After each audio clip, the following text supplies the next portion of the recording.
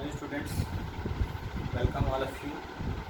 जैसे कि हम लोगों का टॉपिक चल रहा था प्रोजेक्ट मेथड, इसके संदर्भ में हम लोग जो मेरिट्स है, मेरिट्स ऑफ प्रोजेक्ट मेथड, वो उसका अध्ययन कर रहे थे। हम लोगों ने पिछले क्लास में कुछ पॉइंट्स के थ्रू इसको समझा और इसके बारे में अध्ययन भी किया। आज मेरिट्स ऑफ प्रोजेक्ट मेथड को आगे बढ़ाते हुए फिर से इसके कुछ पॉइंट्स का हम लोग जिक्र करेंगे। जैसा कि आप लोग देख पा रहे हैं, हमने 5 नंबर पॉइंट्स में लिखा है, यह विधि छात्रों में नेतृत्व, सहिष्णुता एवं पारस्परिक सहयोग की भावना विकसित करती है।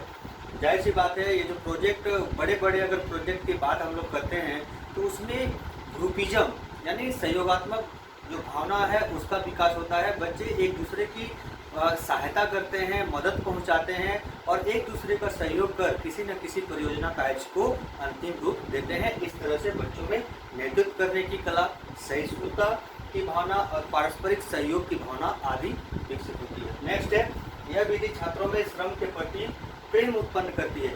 जाहिर सी बात है, कोई भी परियोजना कार्य रहेगा तो हमें कुछ करके उस कार्य को अंतिम पड़ाव तक पहुंचाना पड़ता है, तो उसके प्रति हमें श्रद्धा और लगन के साथ कार्य करने की आवश्यकता होती है। तो इस तरह से छात्रों में श्रम के प्रति प्रेम की जो भावना है वह इस विधि के माध्यम से जागृत होती है, विकसित होती है। नेक्स्ट है, इस विधि में छात्रों को मानसिक थकान नहीं आती है। जाहिर सी बात है कि परियोजना कार्य बच्चों को रुचिपूर्वक जो एरियाज है वो विकसित कराने में सफल होती है। और जब किसी भी कार्य में रुचि हो तो उसमें मानसिक थकान हमें नहीं के बराबर आती है और हम उसे लगन के साथ कार्य को करते हैं। आगे आप लोग देख पा रहे हैं, यह विधि बालकों को यथार्थ एवं व्यवहारिक ज्ञान प्रदान करती है, क्योंकि इसमें बालक स्वयं करके सीखते हैं।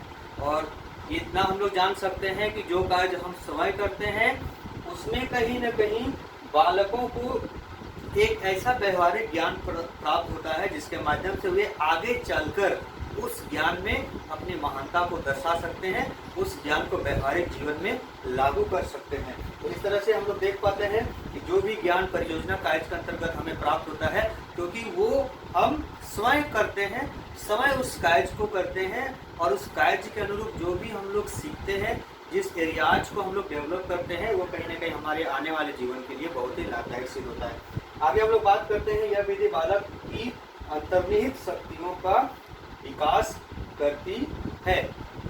इंटरनल जो पावर्स है, मतलब अंदर की जो शक्ति है, अंतरात्मा की जो शक्ति है, वो कहीं ना कहीं इस विधि के माध्यम से विकसित होती है। क्यों?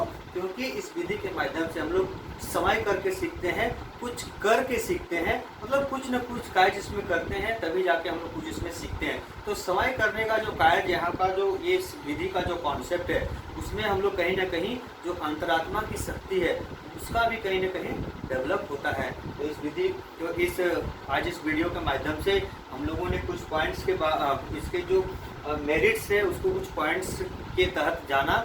और आज मेरिट्स के रूप में हम इतना बताना चाहेंगे कि प्रोजेक्ट मेथड के जो गुण हैं वो काफ़ी अहम और महत्वपूर्ण माने जाते हैं, क्योंकि छात्रों में हर एक क्षेत्र को विकसित करने के लिए ये काफ़ी ज़रूरी होता है और एक महत्वपूर्ण मेथड के रूप में जाना जाता है।